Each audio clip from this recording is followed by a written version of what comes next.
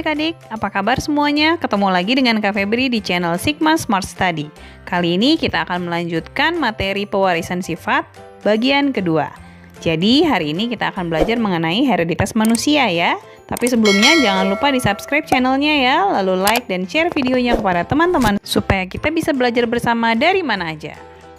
Oke adik-adik, pelajaran kali ini kita akan membahas mengenai hereditas pada manusia. Apa saja sih hereditas manusia yang akan kita pelajari dalam video kali ini? Jadi kali ini kita akan belajar mengenai kelainan genetis atau penyakit-penyakit menurun dan juga golongan darah. Nah, kelainan genetis atau penyakit menurun itu ada yang terpaut pada kromosom tubuh atau autosom, ada pula yang terpaut pada kromosom seks atau gonosom. Sementara golongan darah, kalau kita lihat itu ada dua macam ya pembagiannya berdasarkan antigen ABO atau antigen rhesus. Pertama, kita akan membahas mengenai kelainan genetis atau kelainan menurun yang terpaut autosom.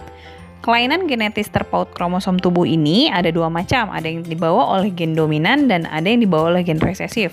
Gen dominan itu contohnya polidaktil, brachydactyl, thalassemia, sementara yang dibawa oleh gen resesif itu contohnya albino dan sicklemia. Nah, perbedaannya antara penyakit yang dibawa oleh gen dominan dan penyakit-penyakit yang dibawa oleh gen resesif itu nanti terlihat pada proses persilangannya. Nanti kita lihat persilangannya ya. Sekarang kita lihat dulu, nah ini adalah gambar kelainan polidaktil, brachydactyl, dan albino. Polidaktil itu adalah kelainan di mana tangannya lebih. Jadi kalau normalnya jari ada 5, ini lebih dari 5. Kemudian kalau brachydactyl itu jarinya pendek-pendek, jadi pertumbuhan ruas-ruas jarinya tidak maksimal. Sementara cacat albino itu disebabkan oleh tidak adanya pigmen pewarna kulit. Jadi seseorang tidak punya pigmen melanin. Kalau orang kulit putih itu pigmen melaninnya ada tapi sedikit. Sementara kalau albino tidak punya sama sekali pigmen melanin sehingga dia tidak punya pelindung dari sinar ultraviolet. Nah, sekarang kita lihat contoh soalnya ya. Contoh soal yang pertama ini tentang brachydactyl. Berarti ini terpaut pada autosom dominan ya. Seorang pria brachydactyl heterozigot disilangkan dengan wanita normal. Tentukan perbandingan fenotip keturunannya. Nah, ini adalah genotip-genotipnya ya. B besar B besar dan B besar B kecil berarti dia penderita brachydactyl, sementara B kecil adalah normal ya. Nah, kalau pria brachydactyl heterozigot berarti dia B besar B kecil, dikawinin sama yang normal. B besar B kecil kawin sama B kecil. Gametnya ada 2 nih. B besar B kecil punya gamet 2, B kecil punya gamet 1 ya. Yang B besar B kecil gametnya B besar dan B kecil, sementara B kecil gametnya cuma satu macam. Lalu kita masukin deh ya masing-masing gametnya. B kecil kita masukin ke dalam tabel yang sebelah kiri ya, kolom sebelah kiri. Kemudian B besar B kecil di baris yang teratas. Lalu kita kawinkan, kita satukan jadi B besar B kecil dan B kecil sehingga perbandingan fenotipnya adalah brachydactyl banding normal itu 1:1 atau 50% ya. Seperti itu. Lalu contoh soal yang kedua ini mengenai albino. Seorang wanita normal homozigot menikah dengan pria albino. Nah, ini resesif ya. Albino ini adalah gen dibawa oleh gen yang resesif. Jadi nanti beda lagi genotipnya nih. Katanya anaknya menikah dengan laki-laki yang membawa sifat albino. Tentukan perbandingan fenotip filial 2-nya, berarti ya F2. Nah, A besar normal, A besar A kecil normal carrier karena dia resesif ya. A kecil baru albino. Katanya wanita normal homozigot berarti A besar kawin sama pria albino. Pria albino A kecil. Dikawinin nih, ternyata karena yang A besar sama A kecil ya pasti anaknya A besar A kecil ya. Satu gede semua, yang satu kecil semua, jadinya A besar A kecil. A besar A kecil itu dia fenotipnya normal, tidak albino tetapi membawa sifat albino ya, sehingga disebut normal carrier. Terus katanya anaknya itu menikah dengan laki-laki yang juga membawa sifat albino. Berarti A besar A kecil kawin sama A besar A kecil juga, sama-sama pembawa sifat albino ya. Masing-masing punya 2 gamet yaitu A besar dan A kecil. Kita masukin ke kolom kiri dan baris teratas. Lalu kita satukan. Jadi dapatnya keturunannya adalah A besar A kecil, dan A kecil. Perbandingannya normal banding carrier banding albino. 25% banding 50% banding 25%.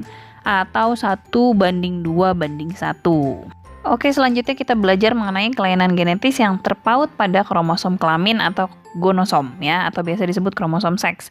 Kromosom seks itu ada dua, ada X dan ada Y. Jadi kelainannya ini ada yang terpaut pada kromosom X, di mana kromosom X ini ada pada wanita dan pria. Jadi laki-laki sama perempuan itu keduanya memiliki kromosom X.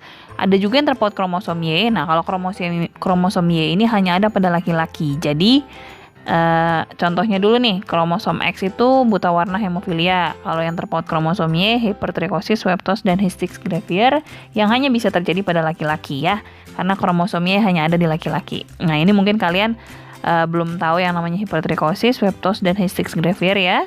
Kalau hipertrikosis itu dia rambut yang tumbuh di tempat-tempat yang seharusnya tidak ada rambut, webtos itu jari berselaput, kemudian histix gravier itu kulitnya bersisik dan mengeras gitu ya, seperti itu.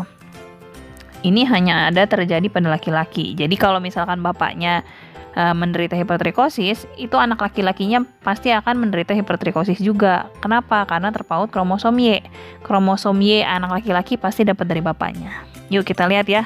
Contoh soal langsung.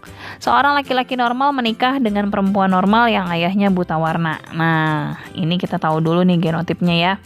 XX itu perempuan normal, XXCB berarti perempuan normal tapi membawa sifat buta warna, XCB berarti perempuan buta warna, XY itu laki-laki normal, dan XCBY laki-laki buta warna. Yang kawin laki-laki normal berarti XY sama perempuan normal yang ayahnya buta warna. Perempuan normal yang ayahnya buta warna itu maksudnya gimana? Berarti dia perempuan carrier, perempuan pembawa sifat ya, pembawa sifat buta warna.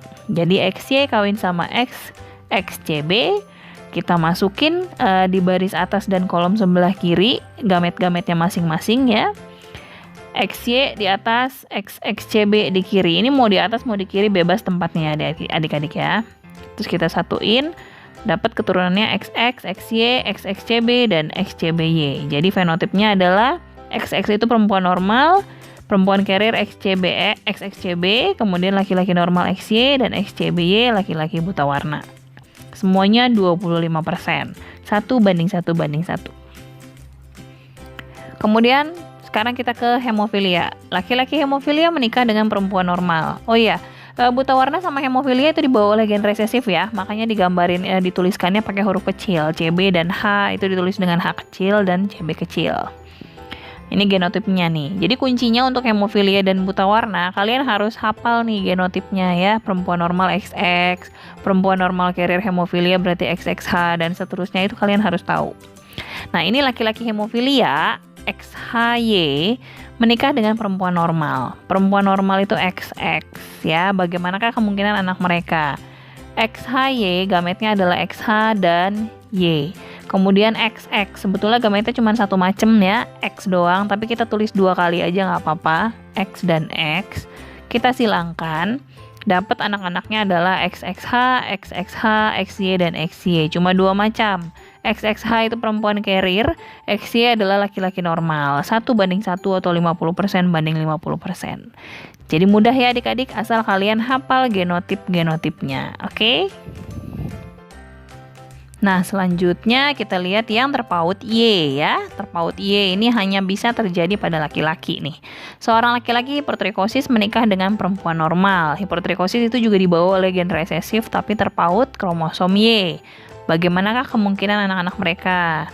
Nih kita lihat dulu nih genotipnya. Genotip laki-laki hipertrikosis itu adalah X. Terus ada yang terpaut gen hipertrikosisnya adalah HT gitu ya. Terpaut pada kromosom Y. Jadi XY aja berarti laki-laki normal, kalau XYHT berarti laki-laki hipertrikosis. Terus yang dikawinin siapa katanya yang nikah? Yang nikah adalah laki-laki hipertrikosis XYHT. Nah, ini ya. Kemudian menikah dengan perempuan normal. Perempuan normal itu XX. Udah deh, kita cari gametnya, taruh gametnya di kolom teratas, di kolom kiri dan baris teratas tabel. Kita silangkan ya, X, YHT, XX. Nah, kita silangkan dapat keturunannya adalah 2 macam doang. XX itu perempuan normal, Dan anak laki-lakinya semuanya adalah hipertrikosis ya. Seperti yang tadi kakak bilang, kalau bapaknya itu punya kelainan terpaut Y, pasti anak laki-lakinya akan membawa kelainan tersebut juga. Karena kromosom Y pasti akan turun dari bapak ke anak laki-lakinya ya. Jadi fenotip keturunannya ini adalah perempuan normal dan laki-laki hipertrikosis 1:1.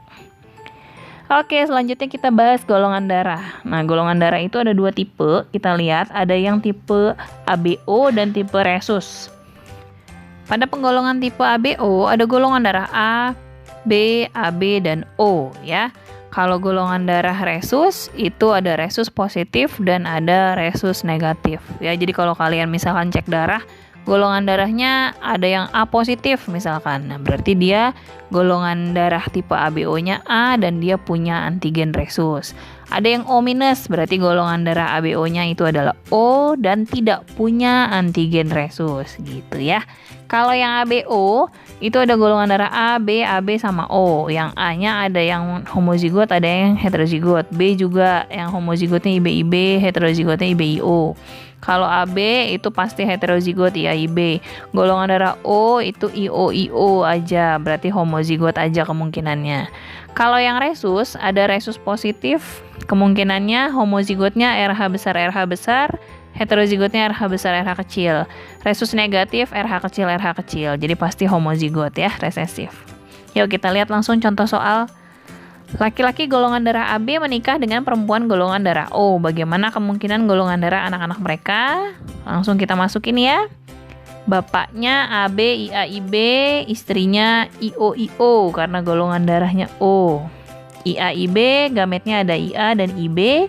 IOIO, gametnya hanya IO saja ya, satu macam. Langsung kita kawinin, dapat IAIO dan IBIO. Jadi kemungkinan golongan darah anak-anaknya adalah A dan B. 1:1 atau 50%. Itu peluangnya ya. Lanjut berikutnya kita langsung satuin nih. Kita gabungin nih ya. Tipe ABO dan tipe rhesus nih. Laki-laki golongan darahnya A heterozigot rhesus negatif menikah dengan perempuan golongan darah O rhesus positif heterozigot. Nah, sambungin. A heterozigot IAIO. Rhesus negatif berarti RH kecil. Terus istrinya O itu IOIO, kemudian positif heterozigot, RH besar, RH kecil ya. Gametnya berarti ada IA dan RH kecil, kemudian ada IO dan RH kecil ya. Cuma 2 macam. Terus kemudian yang satu lagi nih, ibunya gametnya ada IO RH besar dan ada IO RH kecil ya. Jadi dua masing-masing punya 2 gamet. Kita masukin ke tabel di baris teratas dan kolom sebelah kiri, lalu kita silangkan, dapatlah keturunannya IAIO RH besar RH kecil. Berarti ini A rhesus positif. Kemudian yang berikutnya ada IAIO RH kecil berarti golongan darah A rhesus negatif. IOIO RH besar RH kecil berarti O positif. Ada IOIO RH kecil berarti O negatif. Berarti fenotip anak-anaknya adalah A plus, A minus, O plus, O minus. Masing-masing 1:1 atau 25%. Seperti itu ya, kira-kira mudah-mudahan bermanfaat. Oke adik-adik, itu tadi materinya sudah selesai. Diulang-ulang lagi ya supaya semakin paham dengan materinya. Terima kasih untuk yang sudah menyimak. Tetap di rumah, tetap jaga kesehatan, dan jangan lupa semangat terus belajarnya.